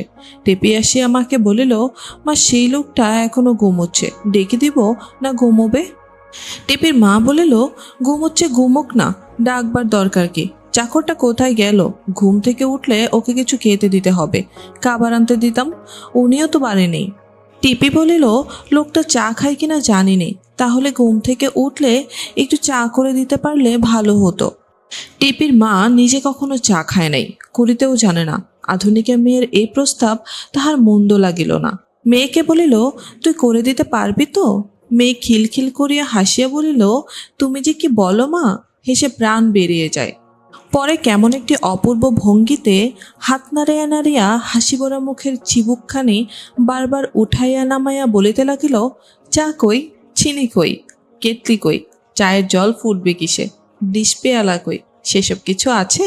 টেপির মায়ের বড় ভালো লাগিল টেপির এই ভঙ্গি। সে সস্নেহে মুগ্ধ দৃষ্টিতে মেয়ের দিকে হাঁ করিয়া চাহিয়া রইল। এমনভাবে, এমন সুন্দর ভঙ্গিতে কথা টেপি আর কখনো বলে নাই। এই সময় হাজারি বাড়ির মধ্যে ঢুকিল, হোটেলেই ছিল। বলিল, নরেন কোথায়, ঘুমুচ্ছে নাকি? টেপির মা বলিল, তুমি এতক্ষণ ছিলে কোথায়? ওকে একটু খাবার আনিয়ে দিতে হবে। আর টেপি বলছে চা করে দিলে হতো। হাজারির বড় স্নেহ হইল টেপির ওপর। সে না জানিয়া যাহাকে আজ যত্ন করিয়া চা খাওয়াইতে চাহিতেছে, তাহারই সঙ্গে তার বাবা মা যে বিবাহের ষড়যন্ত্র করিতেছে, বেচারি কি জানে? বলিল, আমি সব এনে দিচ্ছি, হোটেলেই আছে, হোটেলে বড় ব্যস্ত আছি। কলকাতা থেকে 10-12 জন বাবু এসেছে শিকার করতে। ওর অনেক দিন আগে একবার এসে আমার রান্না মাংস খেয়ে খুব খুশি হয়েছিল। সে আগের হোটেলে গিয়েছিল, সেখানে নেই শুনে খুঁজে খুঁজে এখানে এসেছে। ওরা রাত্রে মাংস আর পোলাও খাবে। তোমরা এবেলা রান্না করো না, আমি হোটেল থেকে আলাদা করে পাঠিয়ে দেবো। এখন নরেনকে যে একবার দরকার, বাবুদের সঙ্গে ইংরেজিতে কথাবার্তা কইতে হবে। সে তো আমি পারবো না। নরেনকে ওটাও দাঁড়াও। টেপির মা বলিল, ঘুম থেকে উঠিয়ে কিছু না খাইয়ে ছাড়া ভালো দেখায় না। টেপি চায়ের কথা বলছিল, তাহলে সেগুলো আগে পাঠিয়ে দাও গে, এখন জাগিও না। বৈকালের দিকে নরেন ঘুম ভাঙিয়া উঠিল। অত্যন্ত বেলা হয়ে গিয়েছে। পাঁচিলের ধারে সজনে গাছটার গায়ে রোদ হলদে হইয়া আসিয়াছে। নরেনের লজ্জা হইল। পরের বাড়ি কি ঘুমটাই ঘুমাইয়াছে। কে কি বিশেষ করিয়া হাজারি মামার মেয়েটি কি মনে করিল? বেশ মেয়েটি হাজারি মামার যে এমন চালাক চতুর চটপটে, এমন দেখিতে, এমন কাপড় চোপড় পরিতে জানে, তাহা কে ভাবিয়াছিল? অপ্রতিভব মুখে সে গায়ে জামা পরিয়া বাহির হইবার উদ্যোগ করিতেছে। এমন সময় টেপি আসিয়া বলিল, আপনি উঠেছেন? মুখ ধোবার জল দেব? নরেন থতমত খাইয়া বলিল, না না থাক, আমি হোটেলেই। মা বললে আপনি চা খেয়ে যাবেন, আমি মাকে বলে আসি। ইতিমধ্যে হাজারে চায়ের আসবাব হোটেলের চাকর দিয়া পাঠাইয়া দিয়াছিল। টেপি নিজেই চা করিতে বসিয়া গেল। তাহার মা জলখাবারের জন্য ফল কাটিতে লাগিল। টেপি বলিল, মা চায়ের সঙ্গে শসা টসা দেয় না, তুমি বরং ওই নিমকি আর রসগোল্লা দাও রেকাবিতে। শসা দেয় না? একটা ডাব কাটবো, বাড়ির ডাব আছে। টেপি হাসিতে হাসিতে গড়াইয়া পড়ে আর কি, মুখে আঁচল চাপা দিয়া বলিল, তুমি মা যে কি, চায়ের সঙ্গে বুঝি ডাব খায়? টেপির মা অপ্রসন্ন মুখে বলিল, কি জানে, তোদের একেলে ঢং কিছু বুঝি নে বাপু, যা বুঝো তাই করো। ঘুম থেকে উঠলে তো নতুন জামাইদের ডাব দিতে দেখেছি চিরকাল দেশে ঘরে। কথাটা বলিয়া ফেলিয়াই টেপির মা মনে মনে জিভ কাটিয়া চুপ করিয়া গেল। মানুষটা একটু বোকা ধরনের, কি ভাবিয়া কি বলে সবসময় তলাইয়া দেখিতে জানে না। টেপি আশ্চর্য হইয়া বলিল, নতুন জামাই? কে নতুন জামাই? ও কিছু না, দেশে দেখেছি তাই বলছি। তুই নে, চা করা হলো? টেপি মনে কেমন একটা খটকা লাগিল। সে খুব বুদ্ধিমতী, তাহার উপর নিতান্ত ছেলে মানুষটিও নয়। যখন চাও খাইয়া লইয়া পুনরায় ছেলেটির সামনে গেল, তখন তাহার কি জানি কেন যে লজ্জা করিতেছে, তাহা সে নিজেই ভালো ধরিতে পারিল না। ছেলেটি তাহাকে দেখিয়া বলিল, ও কি এত খাবার কেন, চা একটু হলেই। টেপি কোনো রকমে খাবারের রেখাবি লোকটার সামনে রাখিয়া পালাইয়া আসিলে যেন বাঁচে। ছেলেটি ডাকিয়া বলিল, পান একটা যদি দিয়ে যান। পান সাজিতে বসিয়া টেপি ভাবিল, বাবা খাটিয়া মারলে আমায়। চা দাও, পান সাজো, আমার যেন যত গরজ পড়েছে। বাবার হোটেলের লোক তো, আমার কি? টেপি একটা চায়ের পিরিচে পান রাখিয়া দিতে গেল। ছেলেটি দেখিতে বেশ, কিন্তু কথাবার্তা বেশ, হাসি হাসি মুখ। কি কাজ করে হোটেলে কে জানে। পান লইয়া ছেলেটি চলিয়া গেল। যাইবার সময় বলিয়া গেল, মামিমা আমি যাচ্ছি, কষ্ট দিয়ে গেলাম অনেক, কিছু মনে করবেন না। এত ঘুমিয়েছি, বেলা আর নেই আজ। বেশ ছেলেটি। নতুন জামাই? কে নতুন জামাই? কাহাদের নতুন জামাই? মা এক একটা কথা বলে কি যে তার মানে হয় না। টেপির মা কখনো এত বড় শহর দেখে নাই। এখানকার কাণ্ড কারখানা দেখিয়া সে অবাক হইয়া গিয়াছে। মোটর গাড়ি, ঘোড়ার গাড়ি, স্টেশনে বিদ্যুতের আলো, লোকজনই বা কত, আর তাদের এরোশোলায় দিন মানেই শেয়াল, তাকে বাড়ির পিছনকার ঘন কাশবনে। সেদিন তো দিন দুপুরে জেলে পাড়ার কেষ্ট জেলের 3 মাসের ছেলেকে শিয়াল লইয়া গেল। ইতিমধ্যে কুসুম আসিয়া একদিন উহাদের বেড়াইতে লইয়া গেল।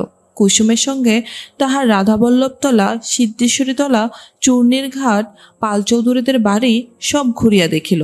পাল চৌধুরীদের প্রকাণ্ড বাড়ি দেখিয়া টেপির মা ও টেপি দুজনেই অবাক। এত বড় বাড়ি জীবনে তাহারা দেখে নাই। অতসীদের বাড়িটাই এতদিন বড়লোকের বাড়ির চরম নিদর্শন বলিয়া ভাবিয়া আসিছে যাহারা, তাহাদের পক্ষে অবাক হইবার কথা বটে। টেপির মা বলিল, না, শহর জায়গাটা বটে কুসুম, গায়ে গায়ে বাড়ি, আর সব কোটা বাড়ি এদেশে, সবাই বড় লোক। ছেলে মেয়েদের কি চেহারা, দেখে চোখ জোড়ায়। হাঁ রে, এদের বাড়ি ঠাকুর হয় না। পুজোর সময় একদিন আমাদের এই নোমা ঠাকুর দেখে যাব। সে আর ইহার বেশি কিছুই বোঝে না। একটা বাড়ির সামনে কি কত বড় বড় ছবি টাঙানো, লোকজন ঢুকেতেছে, রাস্তার ধারে কি কাগজ বিলি করিতেছে। টেপির মনে হলো এই বোধহয় সেই টকি যাকে বলে তাহাই। কুসুমকে বলিল, কুসুমদি এটা টকি না? হ্যাঁ দিদি, একদিন দেখবে। একদিনে এনো না আমাদের, মাও কখনো দেখেনি, সবাই আসবো। একখানা ধাবমান মোটর গাড়ির দিকে টেপের মা হা করিয়া চাহিয়া দেখিতে লাগিল, যতক্ষণ সেখানে রাস্তার মোড় ঘুরিয়া অদৃশ্য না হইয়া গেল। কুসুম বলিল, আমার বাড়ি একটু পায়ের ধুলো দিন এবার জ্যাঠাইমা। কুসুমের বাড়ি যাইতে পথের ধারে রেলের লাইন। টেপির মা বলিল, কুসুম দাঁড়া মা, একখানা রেলের গাড়ি দেখে যাই। বলিতে বলিতে একখানা প্রকণ্ড মালগাড়ি আসিয়া হাজির। টেপে ও টেপের মা দুজনেই একদৃষ্টে দেখিতে লাগিল। গাড়ি চলিয়াছে তো চলিয়াছে, তাহার আর শেষ নাই। ওহ, কি বড় গাড়িটা! কুসুম বলিল, জেঠাইমা রানাঘাট ভালো লাগছে? লাগছে বই কি, বেশ জায়গা মা। আসলে কিন্তু এরোশোলার জন্য টেপির মায়ের মন কেমন করে। শহরে নিজেকে সে এখনো খাপ খাওয়াইতে পারে নাই। সেইখানকার তালপুকুরের ঘাট, সাদা বোষ্টমের বাড়ির পাশ দিয়া যে ছোট নিভৃত পথটি বাঁশবনের মধ্যে দিয়া বারুজ্যেপাড়ার দিকে গিয়াছে, দুপুরবেলা তাহার বাড়ির কাছে বড় শিরিষ গাছটায় এই সময় শিরিষের সুটি শুকাইয়া ঝুনঝুন শব্দ করে। তাহাদের উঠোনের বড় লাউ মাচায় এতদিনে কত লাউ ফলিয়াছে। পেঁপে গাছটায় কত পেঁপের ফুল ও জালি দেখিয়া আসিয়াছিল। সেই সবের জন্য মন কেমন করে বই কি। তবে এখানে যাহা পাইয়াছে, টেপির মা জীবনে সেই রকম সুখের মুখ দেখে নাই। চাকরের উপর হুকুম চালাইয়া কাজ করাইয়া লওয়া, সকলে মানে খাতির করে, অমন সুন্দর ছেলেটি তাহাদের হোটেলের মুহুরি। এ ধরনের ব্যাপারে কল্পনাও কখনো সে করিয়াছিল? কুসুমের বাড়ি সকালে গিয়া পৌঁছিল। কুসুম ভারী খুশি হইয়া উঠিল তাহার বাপের দেশের ব্রাহ্মণ পরিবারকে এখানে পাইয়া। কুসুমের শাশুড়ি আসিয়া টেপির মায়ের পায়ের ধুলা লইয়া প্রণাম করিয়া বলিল, আমাদের বড্ড ভাগ্যি মা, আপনাদের চরণ ধুলো পড়ল এই বাড়িতে। টেপির মাকে এত খাতির করিয়া কেহ কখনো কথা বলে নাই। এত সুখও তাহার কপালে লেখা ছিল। হায় মা ঝিটকি পোতার বনবেবী, কি জাগ্রত দেবতাই তুমি। সেবার ঝিটকি পোতায় চৈত্র মাসে মেলায় গিয়া টেপের মা বনবেবীর সপাচানার সিন্নি দিয়া স্বামী পুত্রের মঙ্গল কামনা করিয়াছিল। এখনও যে বছর পার হয় নাই, তবুও লোকে ঠাকুর দেবতা মানিতে চায় না। কুসুম সকলকে জলযোগ করাইল, পান সাজিয়া দিল। কুসুমের শাশুড়ি আসিয়া কতক্ষণ গল্প গুজব করিল। কুসুম গ্রামের কথাই কেবল শুনিতে চায়। কতদিন বাপের বাড়ি যায় নাই। বাবা মা মরিয়া গিয়াছে, জ্যাঠামশাই আছে, কাকারা আছে, তাহারা কোনোদিন খোঁজও নেয় না। খোঁজ করিত অবশ্যই, যদি তাহার নিজের অবস্থা ভালো হইত। গরিব লোকের আদর কে করে? এইসব অনেক দুঃখ করিল। আরও কিছুক্ষণ বসিবার পরে কুসুম উহাদের বাসায় পৌঁছাইয়া দিয়া গেল। হাজারির হোটেলে রাত্রে এক মজার ব্যাপার ঘটিল সেদিন। 10-15টি লোক একসঙ্গে খাইতে বসিয়াছিল। হঠাৎ একজন বলিয়া উঠিল, ঠাকুর, এই যে ভাতটা দিলে, এ দেখছি ও বেলার বাসি ভাত। বংশী ঠাকুর ভাত দিতেছিল। সে অবাক হইয়া বলিল, আজ্ঞেবাবু, সে কি? আমাদের হোটেলে ওরকম পাবেন না। আধমন চাল একবেলা রান্না হয়, তাতেই কুল হয় না, বাসি ভাত থাকবে কোথা থেকে? আলবাত এ ও বেলার ভাত, আমি বলছি এ ও বেলার ভাত। গোলমাল শুনিয়া হাজারি আসিয়া বলিল, কি হয়েছে বাবু? বাসি ভাত? কখনো না, আপনি নতুন লোক, কিন্তু এরা যারা খাচ্ছেন তারা আমায় জানেন। আমার হোটেল না চলে চলুক, কিন্তু ওসব পীরবৃত্তি ভগবান যেন আমায় না দেন। লোকটা তখন তর্কের মোড় ঘুরাইয়া ফেলিল। সে যেন ঝগড়া করিবার জন্যই তৈরি হইয়া আসিয়াছে।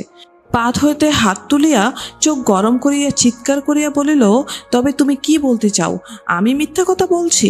হাজারি নরম হইয়া বলিল, না বাবু, তা তো আমি বলছি না, কিন্তু আপনার ভুলও তো হতে পারে। আমি দিব্যি করে বলছি বাবু, বাসি ভাত আমার হোটেলে থাকে না। থাকে না? বড্ড নবাবী কথা বলছো যে। বাসি ভাত আবার এবেলা হাড়িতে ফেলে দাও না তুমি? না বাবু, স্পষ্ট দেখতে পাচ্ছি। আবার তবু না বলছো? দেখবে মজা। এই সময় নরেন ও হোটেলের আরো 2-1 সেখানে আসিয়া পড়িল। নরেন গরম হইয়া বলিল, কি মজা দেখাবেন আপনি? দেখবে, সরে এসো দেখাচ্ছি। জোর চোর সব কথাকার। এই কথায় একটা মহা গোলমাল বাঁধিয়া গেল। পুরানো খরিদ্দাররা সকলেই হাজারির পক্ষ অবলম্বন করিল। লোকটা রাস্তায় দাঁড়াইয়া চিৎকার করিতে লাগিল। রাস্তার সমবেত জনতার সামনে দাঁড়াইয়া বলিতে লাগিল, শুনুন মশাই, সব বলি। এই এর হোটেলে বাসি ভাত দিয়েছে খেতে, ধরে ফেলেছি কি না, তাই এখন আবার আমাকে মারতে আসছে। পুলিশ ডাকবো এখনই, সেনেটারি দারোগাকে দিয়ে রিপোর্ট করিয়ে তবে ছাড়বো। জোচ্চোর কোথাকার, লোক মারবার মতলব তোমাদের? এই সময় হোটেলের চাকর শশী হাজারিকে ডাকিয়া বলিল, বাবু, এই লোকটাকে যেন আমি বেচু চক্কতের হোটেলে দেখেছি। সেখানে যে ঝি থাকে তার সঙ্গে বাজার করে নিয়ে যেতে দেখেছি। নরেনের সাহস খুব। সে হোটেলের বুয়াকে দাঁড়াইয়া চিৎকার করিয়া জিজ্ঞাসা করিল, মশাই, আপনি বেচু চক্কতের হোটেলে পদ্মজির কে হন? তবুও লোকটা ছাড়ে না। সে হাত পা নাড়িয়া প্রমাণ করিতে গেল পদ্মজির নামও সে কোনোদিন শোনে নাই, কিন্তু তাহার প্রতিবাদের তেজ যেন তখন কমিয়া গিয়াছে। কে একজন বলিয়া উঠিল, এইবার মানে মানে সরে পড়ো বাবা, কেন মার খেয়ে মরবে। কিছুক্ষণ পরে লোকটাকে আর দেখা গেল না। এই ঘটনার পরে অনেক রাতে হাজারি বেচু চক্কতের হোটেলে গিয়া হাজির হইল। বেচু চক্কতের তহবিল মিলাইতেছিল। হাজারিকে দেখিয়া একটু আশ্চর্য হইয়া বলিল, কি হাজারি যে, এসো এসো, এত রাত্রে কি মনে করে? হাজারি বিনীতভাবে বলিল, বাবু, একটা কথা বলতে এলাম। কি বলো? বাবু, আপনি আমার অন্নদাতা ছিলেন এক সময়ে, আজও আপনাকে তাই বলেই ভাবি। আপনার এখানে কাজ না শিখলে আজ আমি পেটের ভাত করে খেতে পারতাম না। আপনার সঙ্গে আমার কোনো শত্রুতা আছে বলে আমি তো ভাবিনি। কেন কেন এ কথা কেন? হাজারি সব ব্যাপার খুলিয়া বলিল। তারপরে হাত জোর করিয়া বলিল, বাবু, আপনি ব্রাহ্মণ, আমার মনিব। আমাকে এভাবে বিপদে না ফেলে যদি বলেন হাজারি তুমি হোটেল উঠিয়ে দাও, আমি তাই দেব। আপনি হুকুম করুন। বেচু চক্কতে আশ্চর্য হইবার ভান করিয়া বলিল, আমি তো এর কোনো খবর রাখিনি। আচ্ছা, তুমি যাও, আজ আমি তদন্ত করে দেখে তোমায় কাল জানাবো। আমাদের কোনো লোক তোমার হোটেলে যায়নি, এই একেবারে নিশ্চিত। কাল জানতে পারবে তুমি। তারপর হাজারি চলছে টলছে ভালো, একরকম আপনার আশীর্বাদে। রোজ কীরকম বিকেশিকে হচ্ছে, রোজ তবিলে কীরকম থাকে। তুমি কিছু মনে করো না, তোমাকে আপনার লোক বলে ভাবি, তাই জিজ্ঞাসা করছি। এই বাবু 35 থেকে 40 টাকা ধরুন না কেন, আজ রাত্রের বিল দেখে এসেছি 36 টাকা, সব আরো আনা। বেচু চক্কতে আশ্চর্য হইলেন মনে মনে, মুখে বলিলেন, বেশ বেশ, খুব ভালো, শুনে খুশি হলাম। আচ্ছা, তাহলে এসো আজকে, কাল খবর পাবে। হাজারে চলিয়া গেলে বেচু চক্কতে পদ্মজিকে ডাকাইলেন। পদ্ম আসিয়া বলিল, হাজারে ঠাকুরটা এসেছিল নাকি, কি বলছিল? বেচু চক্কতে বলিলেন, ও পদ্ম, হাজারি যে অবাক করে দিয়ে গেল। রানাঘাটের বাজারে হোটেল করে 35 টাকা থেকে 40 টাকা রোজগার, দাঁড়া তবিল, এ তো কখনো শুনিনি। তার মানে বুঝছো, দাঁড়া তবিলে গড়ে 30 টাকা থাকলেও 7-8 টাকা দৈনিক লাভ, ফেলে ঝেলেও মাসে হলো 250 টাকা। 200 টাকার তো মার নেই। হ্যাঁ পদ্ম? পদ্মজি মুখভঙ্গি করিয়া বলিল, গুল দিয়ে গেল না তো? না, গোল দেবার লোক নয় ও, সাদাসিধে মানুষটা। আমায় বড্ড মানে এখনো। ও গোল দিবে না, অন্তত আমার কাছে। তাছাড়া দেখছো না রেলবাজারে কোন হোটেলে আর বিক্রি নেই, সব শুষে নিচ্ছে ওই একলা। আজ নৃশিংস গিয়েছিল বাবু ওর হোটেলে, খুব খানিকটা রাও করে দিয়ে ও এসেছে নাকি, খুব চেঁচিয়েছে, বাসি ভাত, পচা মাছ এই বলে। আর কিছু হোক না হোক, লোকে শুনে তো রাখলে। যদুবারুজ্যও আমায় ডেকে পাঠিয়েছিল, ওর হোটেল ভাঙতেই হবে, নইলে রেল বাজারে কেউ আর টিকবে না। এই কথা যদুবারুজ্যও বললে, কিন্তু তাতে কি হবে না, ওর এখন সময় যাচ্ছে ভালো। নৃসিংহ আছে না, বেরিয়ে গেল। পুলিশে সেই যে খবর দেবার কি হলো। দেখো পদ্ম, আমি বলি ওরকম আর পার্টির দরকার নেই। হাজারি লোকটা ভালো, আজ এসেছিল, এমন হাত জোর করে নরম হয়ে থাকে যে দেখলে ওর উপর রাগ থাকে না। খ্যাংরা মারি ওর ভালো মানুষের তার মুখে, ভিজে বেড়ালটি মাছ খেতে। কিন্তু ঠিক আছে, পুলিশের সে যে মতলব দিয়েছিল যতুবাবু, তাই তুমি করো এবার। এর হোটেল না ভাঙলে চলবে না, নয়তো আমাদের পাত্তারে গুটুতে হবে, এই আমি বলে দিলাম। এবেলা তবিল কত? বেচু চক্কতি অপ্রসন্ন মুখে বলিলেন, মোট 6 টাকা 3.5 আনা। পদ্মজি কিছুক্ষণ চুপ করিয়া বলিল, 2 মাসের বাড়ি ভাড়া বাকি ওদিকে। কাল বলেছে অন্তত 1 মাসের ভাড়া না দিলে হইচই বাঁধাবে। ভাড়া দেবে কোত্থেকে দেখি। তারপর কানাই ঠাকুরের মাইনে বাকি 5 মাস, সে বলেছে আর কাজ করবে না। তার কি করি? বুঝিয়ে রাখো এই মাসটা, দেখি সামনের মাসে কি রকম হয়। পদ্মজি রান্নাঘরে গিয়ে ঠাকুরকে বলিল, আমার ভাতটা বেড়ে দাও ঠাকুর, রাত হয়েছে অনেক, বাড়ি যাই। তারপর সে চারিদিকে চাহিয়া দেখিল ছন্ন ছাড়া অবস্থা। ওই বড় 10 সেবি ডেকচিটা আজ 3-4 মাস তোলা আছে, দরকার হয় না। আগে পিতলের বালতি করিয়া সরিষার তৈল আসিত, এখন আসে ছোট ভারে, বালতি দরকার হয় না। এমন দুরবস্থা সে কখনো দেখে নাই হোটেলের। তাহার মনটা কেমন করিয়া ওঠে। নানা রকমের চেষ্টা করিয়া এই হোটেলটা সে আর কর্তা দুজনে গড়িয়া তুলিয়াছিল। এই হোটেলের দৌলতে যথেষ্ট একদিন হইয়াছে। ফুলেনবলা গ্রামের যে পাড়ায় তাহার আদিবাস ছিল, সেখানে তার ভাই বোন এখনও আছে, চাষাবাদ করিয়া খায়, আর সে এই রানাঘাটের শহরে সোনাদানাও পরিয়া বেড়াইয়াছে একদিন এই হোটেলের দৌলতে। এই হোটেল তার বুকের পাঁজর, কিন্তু আজ বড় মুশকিলের মধ্যে পড়িতে হইয়াছে। কোথা হইতে এক পাজুরে গাঁজাখোর আসিয়া জুটিল হোটেলে। হোটেলের সুলুক সন্ধান জানিয়া লইয়া এখন তাহাদেরই শিলনোড়ায় তাহাদেরই দাঁতের গোড়া ভাঙিতেছে। এত যত্নের, এত স্বাদ আসার জিনিসটা আজ কোথা হতে কোথায় দাঁড়াইয়াছে, যাহার জন্য আজ হোটেলের এই দুরবস্থা। ইচ্ছা হয় সে কুকুরটার গলা টিপিয়া মারে যদি বাঘে পায়। তাহার উপর আবার দয়া কিসের? কর্তা ওই রকম ভালো মানুষ, সাদাশিব লোক বলিয়াই তো আজ পথের কুকুর সব মাথাচাড়া দিয়া উঠিয়াছে। দয়া। একদিন রানাঘাটের স্টেশন মাস্টার হাজারিকে ডাকিয়া পাঠাইলেন। হাজারি নিজে যাইতে রাজি নয়, কারণ স্টেশন মাস্টার সাহেব সে জানে নরেন যাওয়াই ভালো। অবশেষে তাহাকেই যাইতে হইল। নরেন সঙ্গে গেল। সাহেব বলিলেন, তোমার নাম হাজারি? হিন্দু হোটেল রাখো বাজারে? হ্যাঁ হুজুর। তুমি প্ল্যাটফর্মে কেটার করবে? হিন্দু ভাত, ডাল, মাছ, দহি। হাজারি নরেনের মুখের দিকে চাহিল। সাহেবের কথা সে বুঝিতে পারিল না। নরেন ব্যাপারটা সাহেবের নিকট ভালো করিয়া বুঝিয়া লইয়া হাজারিকে বুঝাইল। রেলযাত্রীর সুবিধার জন্য রেল কোম্পানি স্টেশনের প্ল্যাটফর্মে একটা হিন্দু ভাতের হোটেল খুলিতে চায়। সাহেব হাজারির নাম ডাক শুনিয়া তাহাকে ডাকাইয়া পাঠাইয়াছে। অতঃপর 150 টাকা জমা দিলে উহার লাইসেন্স মঞ্জুর করিবে এবং রেলের খরচে হোটেলের ঘর বানাইয়া দিবে। হাজারি সাহেবের কাছে বলিয়া আসিল সে রাজি আছে। স্টেশন মাস্টার নরেনকে একখানা টেন্ডার ফর্ম দিয়া ঘরগুলি পুরাইয়া হাজারের নাম সই করিয়া আনিতে বলিয়া দিলেন। স্টেশনের এই হোটেল লইয়া অতঃপর জোর কম্পিটিশন চলিল। নেহাটির এবং কৃষ্ণনগরের 2 জন ভাটিয়া হোটেলওয়ালা টেন্ডার দিল এবং উপরওয়ালা কর্মচারীদের নিকট তদির টাকারাও শুরু করিল। নিজ রানাঘাটের বাজারে এই খবরটা কেহ রাখিত না। শেষের দিকে, অর্থাৎ যখন টেন্ডারের তারিখ শেষ হইবার অল্প কয়েকদিন বাকি মাত্র, যদুবাবু যে কথাটা শুনিল স্টেশনের একজন কার্ক যদুর হোটেলে খায়। সে কি করিয়া জানিতে পারিয়া যদুকে বলিল, একটু চেষ্টা করুন না, আপনি টেন্ডার দিন, হয়ে যেতে পারে। যদু চুপি চুপি টেন্ডার সই করিয়া 5 টাকা টেন্ডারের জন্য জমা দিয়া আসিল। সেদিন বেচু চক্ষুতি সবে হোটেলের গদিতে আসিয়া বসিয়াছে। এমন সময় পদ্মজি ব্যস্ত সমস্ত হইয়া আসিয়া বলিল, শুনেছ গো, শুনে এলাম একটা কথা। কি? স্টেশনে ভাতের হোটেল খুলে দিবে রেল কোম্পানি। দরখাস্ত দাও না কর্তা। স্টেশনে চা, ওতে খদ্দের হবে না। দূরের যাত্রীদের মধ্যে কে ভাত খাবে? সব কলকাতা থেকে খেয়ে আসবে। তোমার এইসব বসে বসে পরামর্শ আর রাজা উজির মারা, সবাই দূরে যাত্রী থাকে না। যারা গাড়ি বদলে খুলনা লাইনে যাবে তারা খাবে। দুপুরে যেসব গাড়ি কলকাতায় যায় তারা এখানে ভাত পেলে এখানেই খেয়ে যাবে। শুনলাম বারুজ্জি মশাই নাকি দরখাস্ত দিয়েছে 5 টাকা জমা দিয়ে। বেচু চক্রতির চমক ভাঙিল। যদু বারুজ্জি যদি দরখাস্ত দিয়া থাকে তবে এ দুধে স্বর আছে, কারণ যদু বারুজ্জি ঘুঘু হোটেলওয়ালা। পয়সা আছে না বুঝিয়া সে টেন্ডারের 5 টাকা জমা দিত না। বেচু বলিল, যাই একবার দরখাস্ত দিয়ে আসি তবে। পদ্মজি বলিল, কেরানিবাবুদের কিছু খাইয়ে এসো, নইলে কাজ হবে না। আমাদের হোটেলে সেই সব শশধরবাবু খেত, তার শালা স্টেশনের মালবাবু।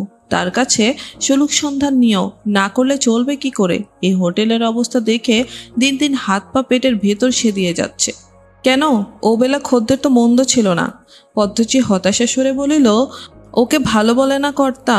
17 জন থার্ড ক্লাসে আর 9 জন বাঁধা খদ্দেরে টাকা দিচ্ছে, তবে হোটেল চলে, নইলে বাজার হতো না। মোদি ধার দেওয়া বন্ধ করবে বলে শাসিয়েছে, তারই বা দোষ কি? 100 টাকার উপর বাকি। বেচু বলিল, টেন্ডারের দরখাস্ত দিতে গেলে এখনই 5টা টাকা চাই। তবিলে আছে দেখছি 1 টাকা 13.5 আনা মোট। ওবেলার দরুন, তার মধ্যে কয়লার দাম দেব বলা আছে। ওবেলা কয়লাওয়ালা এলো বলে টাকা কোথায়? পদ্মজি একটু ভাবিয়া বলিল, ও থেকে 1টা টাকা নাও এখন, আর আমি 4টা টাকা জোগাড় করে এনে দিচ্ছি।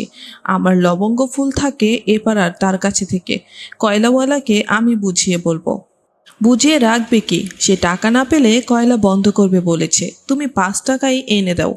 সন্ধ্যার পূর্বে বেচু গিয়া টেন্ডার দিয়া আসিল। পদ্মজি সাগ্রহে গদির ঘরের দ্বারে অপেক্ষা করতেছিল। এখনো খরিদ্দার আসা শুরু হয় নাই। বলিল, হয়ে গেল কর্তা, কি শুনে এলে? হয়ে যাবে এখন, ছেলের হাতের পিঠে বুঝি। তবে খুব লাভের কাণ্ড যা শুনে এলাম। যদু পাকা লোক, নইলে কি দরখাস্ত দেয়? আমি আগে বুঝতে পারিনি। মোটা লাভের ব্যবসা, স্টেশনের ক্ষেত্রবাবু আমার এখানে খেত মনে আছে? সে আবার বদলি হয়ে এসেছে এখানে। সেই বললে যাত্রীরা রেলের বড় আপিসে দরখাস্ত করেছে, আমাদের খাওয়ার কষ্ট। তাছাড়া রেল কোম্পানি ইলেকট্রিক আলো দেবে, পাখা দেবে, ঘর করে দেবে, তার দরুন কিছু নেবে না আপাতক। রেলের বোর্ড নাকি আছে, তাদের অর্ডার যাত্রীদের সুবিধে আগে করে দিতে হবে। যথেষ্ট লোক খাবে পদ্ম, মোটা পয়সার কাণ্ড, যা বুঝে এলুম। পদ্মজি বলিল, মোটা পাঠা দিয়ে পৌঁছে দেব সিদ্ধেশ্বরী তলায়, হয়ে যেন যায়।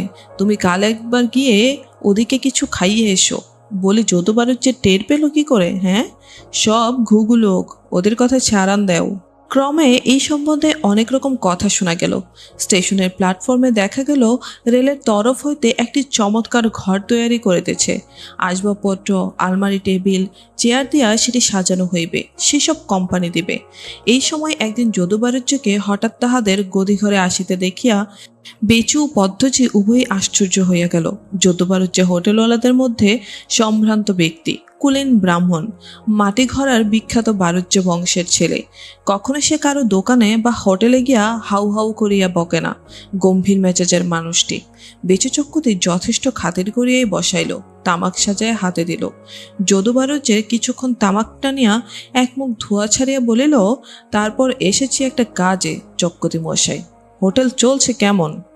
বেচু বলিল, আর তেমন নেই বারুজ্জে মশাই। ভাবছি তুলে দিয়ে আর কোথাও যাই, খদ্দের পর তো নেই আর। আপনার কাছে আমার আসার উদ্দেশ্য বলি, স্টেশনে হোটেল হচ্ছে জানেন নিশ্চয়ই। আমি একটা টেন্ডার দিই, শুনলাম আপনিও নাকি দিয়েছেন। হ্যাঁ, তা আমিও। বেশ, বলি শুনুন। নৈহাটির একজন ভাটিয়া নাকি বড্ড তদবির করেছে উপরে, তাই হয়ে যাবে। মোটা পয়সার কারবার হবে ওই হোটেলটা। Assam mail, Shantipur, Bangaon, down Chatga mail, এসব প্যাসেঞ্জার খাবে। তাছাড়া থাউকো লোক খাবে, ভালো পয়সা হবে এতে। আসুন, আপনি আর আমি দুজন মিলে দরখাস্ত দিই, যেন রানাঘাটের আমরা স্থানীয় হোটেলওয়ালা। আমাদের ছেড়ে ভাটিয়াকে কেন দেওয়া হবে হোটেল? স্থানীয় হোটেলওয়ালারা মিলে একসঙ্গে দরখাস্ত করেছে, এতে জোর দাঁড়াবে আমাদের খুব। বেচু বুঝিল নিতান্ত হাতের মুঠার বাহিরে চলে যায় বলেই আজ যদুবারুজ্জে তাহার গদিতে ছুটিয়া আসিয়াছে। নতুবা ঘুঘু যদুবারুজ্জে কখনো লাভের ভাগাভাগিতে রাজি হইবার পাত্র নয়। বলিল, বেশ, দরখাস্ত লিখিয়ে আনুন, আমি সই করে দেব এখন। যদুবারুজ্জ পকেট হইতে একখানা কাগজ বাহির করিয়া বলিল, আরে সে কি আর বাকি আছে? সে অশ্বিনী হুকেলকে দিয়ে মুসিবিদে করে টাইপ করে ঠিক করে এনেছি, আপনি এখানটায় সই করুন। যদুবারুজ্জে সই লইয়া চলিয়া গেলে পদ্মজি আসিয়া বলিল, কি গা কর্তা? বেচু হাসিয়া বলিল, আরে না পড়লে কি ঘুঘু যদুবারুজ্জে এখানে আসে কখনো? সেই হোটেলে এসেছিল, শুনবে? পদ্ম সব শুনিয়া বলিল, তাও ভালো, বেশি যদি বিক্রি হয় ভাগাভাগিও ভালো। এইখানে তোমার চলবেই না, যেরকম দাঁড়াচ্ছে তার আর কি। হোক স্টেশনে, আদা বখরাই হোক। দিন 20-22 পরে একদিন যদুবারুজ্জে বেচুর গদির ঘরে ঢুকিয়া যে ভাবধপ করিয়া হতাশভাবে তক্তপোষের এক কোণে বসিয়া পড়িল, তাহাতে পদ্মজি বুঝিল স্টেশনের হোটেল হাতছাড়া হইয়া গিয়াছে। কিন্তু পরবর্তী সংবাদের জন্য পদ্মজি প্রস্তুত ছিল না। যদু বলল, শুনেছেন চক্কতি মশাই, কাণ্ডটা শুনেছেননি? বেচু চক্কতি ওভাবে যদুবারুজ্জকে বসিতে দেখিয়া পূর্বেই বুঝিয়াছিল সংবাদ শুভ নয়। তবুও সে ব্যস্তভাবে জিজ্ঞাসা করিল, কি কি ব্যাপার? স্টেশনের থেকে আসছে মাত্র। আজ ওদের হেড অফিস থেকে টেন্ডার মঞ্জুর করে নোটিশ পাঠিয়েছে। বেচু এ কথার উত্তরে কিছু না বলিয়া উদ্বিগ্ন মুখে যদুবারুজ্জের মুখে দিকে চাহিয়া রহিল। কার হয়ে গেল জানেন? না, সে ভাটিয়া বেটার বুঝি? তা হলে তো ভালোই ছিল, হলো হাজারির, তোমাদের হাজারি। বেচু ও পদ্মজি দুজনেই বিস্ময়ে অস্ফুট চিৎকার করিয়া উঠিল প্রায়। বেচু চক্ষতে বলিল, দেখে এলেন? নিজের চোখে ছাপা অক্ষরে নোটিশ বোর্ডে টাঙিয়ে দিয়েছে। পদ্মজি হতবাক হইয়া যদুবারুজ্জ থেকে চাহিয়া রহিল। বোধ হইল কথাটা যেন সে এখনো বিশ্বাস করে নাই। বেচু চক্ষতে বলিল, তা হলে ওরই হলো। এ কথার কোনো অর্থ নাই। যদুও বুঝিল, পদ্মও বুঝিল, ইহা শুধু বেচুর মনের গভীরের নৈরাশ্য ও ঈর্ষার অভিব্যক্তি মাত্র। যদুবারুজ্জে বলিল, ও লোকটার বরাত খুবই ভালো যাচ্ছে দেখছি। ধুনুমুঠো ধরনে সোনামুঠো হচ্ছে। আজ 21 বছরে রেল বাজারে হোটেল চালাচ্ছি। আমরা গেলাম ভেসে, আর ও হাতাবেড়ি ঠেলে আপনার হোটেলে পেট চালাতো। তার কিনা সবই বরাত। বেচু বলিল, কেন হলো, কিছু শুনলেন নাকি? টাকা ঘোষ দিয়েছিল নিশ্চয়ই। টাকার ব্যাপার নেই এর মধ্যে, হেড অফিসের বোর্ড থেকে নাকি মঞ্জুর করেছে। এখানকার স্টেশন মাস্টার সাহেব নাকি ওর পক্ষে খুব ভালো লিখেছিল। কোনো কোনো প্যাসেঞ্জার ওর নাম লিখেছে হেড অফিসে। খুব ভালো রান্না করে নাকি এই সব। আর কিছুক্ষণ থাকিয়া যদু চলিয়া গেলে পদ্মজি বলি এ কি হলো হ্যাঁ কর্তা? তাই তো, মুইই পোড়া বামনটা বড় বড় বাড়িয়েছে, আর তো সহ্য হয় না। কি আর করবে বলো?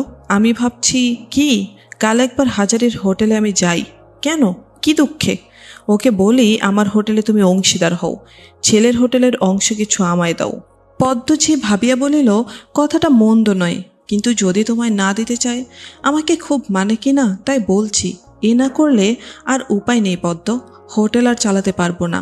একরাশ দেনা খরচে আছে, আর কুলোয় না। এ আমায় করতেই হবে।